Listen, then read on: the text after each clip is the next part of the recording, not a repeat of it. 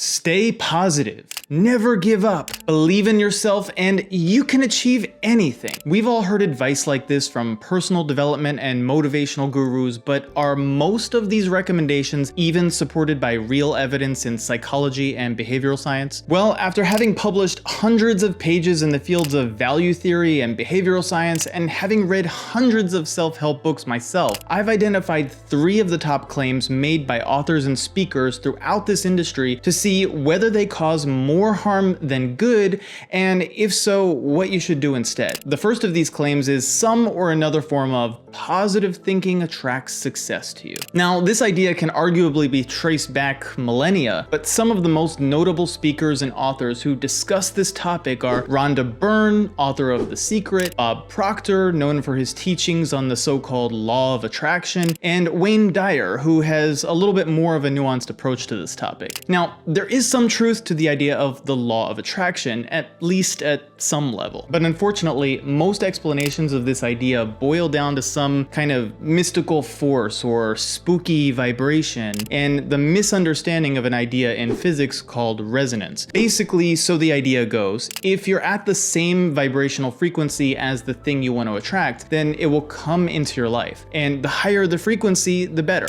Yeah, actually, no. The higher the frequency, the deader. One of the highest frequencies we know belongs to gamma rays, and you don't want those anywhere near you. But that being said, there is some truth to the idea that we can attract people and things into our lives based on our thinking. As Jeff Olson puts it in his book, The Slight Edge, your conscious brain is the part that does what we think of as thinking. It focuses intensely on one thing at a time, something like a flashlight beam scanning a darkened room. What he's explaining here is what 1950s behavioral scientist Donald Broadbent called selective attention. Now, there have been a lot of adjustments and reformulations to this model since the 1950s, but the core idea of selective attention remains valid. Namely, that our mind can only focus on a narrow range of thoughts, ideas, and perceptions at once, and that although our brain has tons of data to choose from, it filters out most of what we perceive and retains only what we consider relevant. Narrow our focus on solution-oriented ideas and opportunities, and it stands to reason, through a form of what's called sample selection, that we're more likely to notice solutions and opportunities. When was the time you intensely focused on something and started to notice that thing appearing more and more? Well, as we can see, this does have powerful implications for our success in life, but thinking that we attract success because of mysterious vibrations and spooky things like that is actually harmful. Why? Back in my childhood, I got into a phase of reading new age books that claimed this sort of thing. And during that time, my family was having financial problems, I was having typical teenage insecurities, but I believed that if only I kept raising my vibration and attracting positivity through my thoughts and visualizations, the solutions would simply appear. No action needed at all, just positive thoughts. Can you see how this could actually hold you back from finding solutions then? And this speaks to a larger problem in self-help more broadly. Personal development advice usually consists of these broad claims, but most of these claims end up also being psychological claims. And psychology is a science and needs to be backed up by data. But a lot of these claims usually come from one of 2 sources. Either personal anecdotes from the speaker's own life or simply the speaker's imagination. And if you're making psychological claims, sorry, but your own personal story of what worked for you or your clients isn't enough. The testimonial from 20 people that waking up earlier helped them earn 7 figures, amazing as it may be, literally just doesn't matter very much. You kind of also need clinical data. And this applies to yet another form of the idea that positive thinking attracts success to you. And it's a term in psychology called toxic positivity. There are too many gurus to count who claim that essentially any negative thought or negative words are destructive. Having spent 10+ years in the sales world, I've witnessed all kinds of training promoting this kind of thinking, and it usually goes something like this. Have a negative thought like, I'm a loser, I'm a failure, or I can't do it. Well, just cancel them. That's right, just cancel. In other words, suppress the thought. Don't let it even even come into your mind. One of the most notable gurus who started this approach to positive thinking was Louise Hay in her famous book, You Can Heal Your Life. In it, she explains that whenever you have a negative thought like this, you should replace it with a positive one. But this is extremely toxic for two reasons. Number one, by not acknowledging the negative emotion or thought you feel, you never confront it and instead suppress it. And research has shown that in the long term, this can lead to serious mental health issues. Number two, suppressing emotions and thoughts also prevents us from finding solutions. As author of The Subtle Art of Not Giving an F, Mark Manson, points out, it's impossible to be happy all or most of the time, and pretending you are or trying to be has the opposite effect. More notably, the psychologist Jordan Peterson, who I disagree with on other stuff, but who is spot on here, explains that solving problems in our lives requires us to directly confront, analyze, and deal with our negative emotions. So yes, statements such as I'm a loser, I'm a failure, and I can't do it aren't constructive, but instead of trying to rephrase them or turn them into some affirmation, let's sit down and do the hard work of understanding why we feel this way and why we believe these things. Acknowledging the negativity and going through the pain required to confront it in the long term will definitely lead to a more impactful life. And isn't that really what success is anyway? The number two claim on this list is the widespread idea, never give up, no matter what. The famous football coach Vince Lombardi famously stated, winners never quit and quitters never win. And speakers such as Tony Robbins, Eric Thomas, Les Brown, and so many others have promoted this idea. At some level, they're not wrong, but there is a destructive side to this claim almost nobody in the personal development space acknowledges, other than maybe the king of marketing, Gary Vaynerchuk. First, though, let's talk about the science. The behavioral scientist Angela Duckworth has done some excellent research on a concept called grit. She defines grit as a personality trait that combines passion and perseverance toward long-term goals. Interestingly, grit is a better predictor of success than IQ. It seems to be something that can be learned and developed, and although it does have limitations, it does seem to support the idea that the longer and more persistently you pursue a goal, the more likely you are to achieve it. But here are two issues we have to acknowledge. Number one, we still don't have enough data on grit to make sweeping claims about its predictive power in every single situation. And two, sometimes you actually should give up. First, let's address number one here. When we study simple systems like the speed of a train over time, it's easier to make predictions because there are literally only two variables, speed and time. But when it comes to social models like grit, you don't have two variables, you have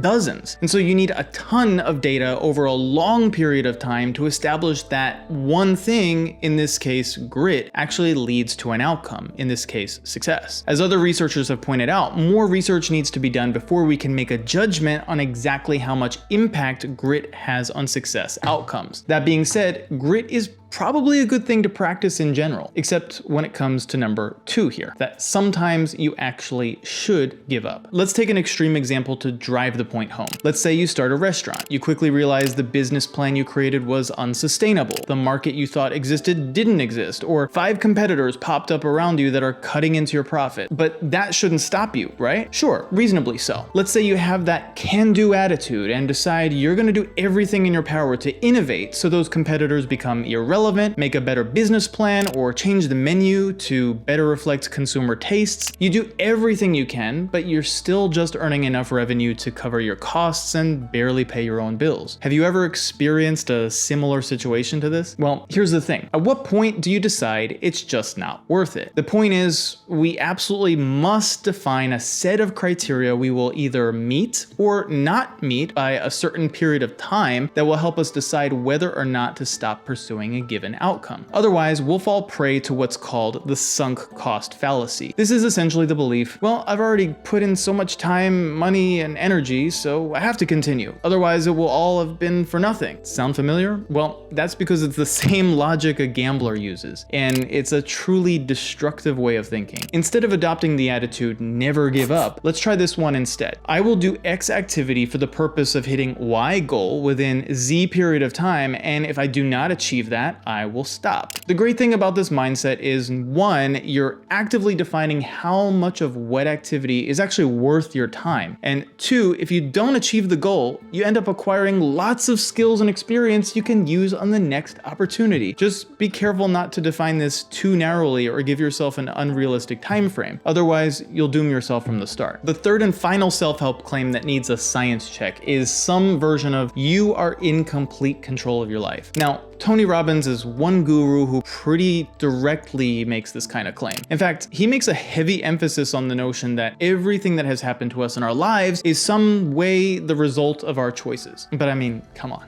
I feel like this is such an extreme claim that it's easy through basic common sense to debunk it, but okay, let's get a little bit sciencey to drive the point home. In the 1960s, the famous social cognitive theorist Albert Bandura came up with the theory of triadic reciprocal determinism. I know this sounds like a really far out thing, but let's just simplify it a bit. Basically, what his research found and what his theory shows is that although our environment alone doesn't determine our outcome in our lives, neither does our thinking. In fact, our thinking, our environment, and our behavior and the behavior of others all form this complex web of causation that creates the results we see in our lives. Does that mean we have no control? Does it mean we have no responsibility? Not at all. It just means extreme claims on the one end, such as we are a product of our environment, and on the other end, such as we are the captain of our destiny, are both wrong. After all, even if you're the captain of your destiny, doesn't a captain have to deal with unpredictable weather, food shortages, and mutinies? So then isn't this kind of a depressing thought? We want to be in total control of our lives, right? Well, consider this. Let's say you grew up in a poor family, in a poor neighborhood, and you barely have enough to eat. And let's compare this to someone who grew up in a rich family, in a rich neighborhood, where you're given everything you want and need. Where your next meal is coming from doesn't even cross your mind. It's undeniable that the poor person has what you might call constrained choices, whereas the rich person has less constrained choices. What's meant by this is that the poor person has to focus so much energy on where and how to find food that it's almost impossible to spend any energy on studying, learning, becoming wiser or healthier. But the rich person, he has many more choices available. So is it true in some way to say our choices determine our future? Yes, but only in a trivial sort of way, because not all people start with the same number of possible choices. But that's not the end of the story, because there are also various possible outcomes. The poor person could think, this is just my life and it will always be this way. I've experienced feeling this way myself prior to where I am now, and it's a really rough place to be. But that same person could also think, no matter what, I will overcome this. And that takes a lot of strength, but it is possible. By contrast, the rich person could think, I have everything, I don't need to work for anything. And this mindset often leads people in this position into a perpetual childlike state, never needing to fight for anything material, never experiencing adversity, and ending up depressed, addicted, or worse. And this highlights an idea that Bandura also discovered, that there are levels of self-directedness and self-determination. And regardless of how limited our choices are, we have access to those levels. At the most basic level of self-determination, we focus on our immediate desires with almost no cognitive input. And at the highest levels of self-determination, we consciously form our values and standards and actively work toward our ideal self. So even in our darkest times, and I would say especially during those times, we always have the power to raise our level of self-determination. And although the research on grit is still ongoing, one interesting finding from this research is that although we might not be in total control of the results in our lives, acting and believing as if we do have that kind of power leads us to take actions and gain levels of confidence that do end up having a tangible result on our outcomes. So then who's right here? Those who claim you're in total control of your life, or those who claim you're the product of your environment? Well, both and neither. Believing that other people are in total control of their lives can lead us to blame them and shame them, when in reality, most of the time we have no freaking clue what they've been through or are going through. And believing that people are the product of their environment also takes away their personal power and their personal responsibility. What's wrong with acknowledging the truth of both? Out of the adjustments we've made to the three biggest claims discussed here, what will you start implementing in your own life first? When it comes to self-help and personal growth growth advice. You don't have to be some PhD in behavioral science to receive it or offer it, but we do always need to ask two questions when we're given it. One, is it scientifically accurate? Well, for that, we'll need data. And two, is it logical? For that, we'll need philosophy. If you want to keep growing your critical thinking to live the most impactful life possible, then be sure to watch this next video.